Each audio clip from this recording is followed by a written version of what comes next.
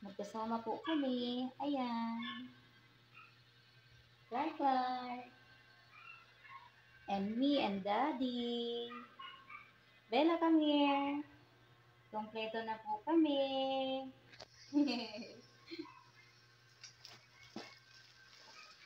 Daddy.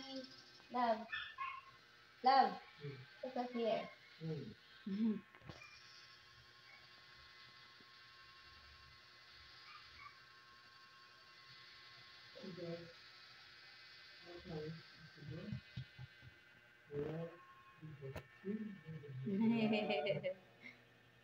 Wow, beautiful.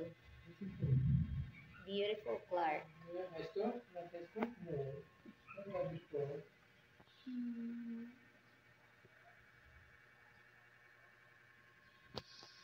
A beautiful Clark. Love you, baby.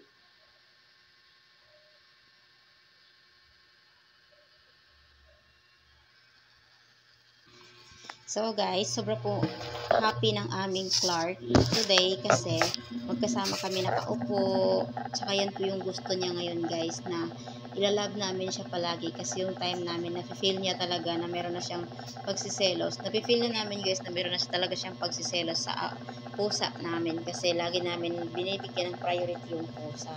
Kasi nga ang cute ng pusa, di ba guys? Kahit sino pa talaga. Pero dahil naaawa din kami sa kanya kasi nakita namin sa pagmumukha niya na malungkot. Tapos gusto niyang tumabi sa amin, magkasama kami. Kasama si Daddy, ako, at saka siya. Katulad ng dati. Namimiss siguro niya yung dati namin samahan.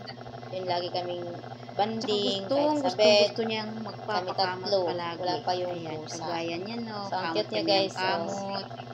Ay, sus, talaga yan talaga yung pinakagustong gusto ni Clark.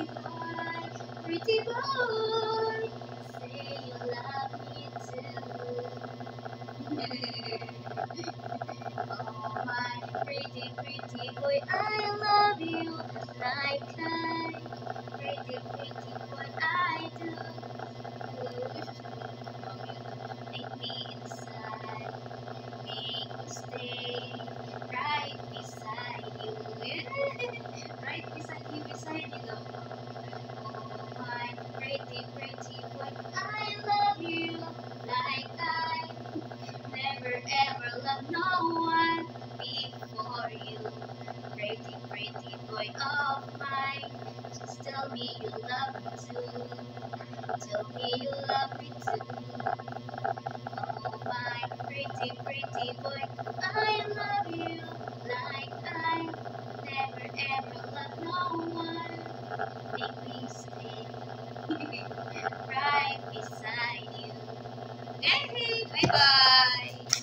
Ang galing! Artistahin talaga to si Clark.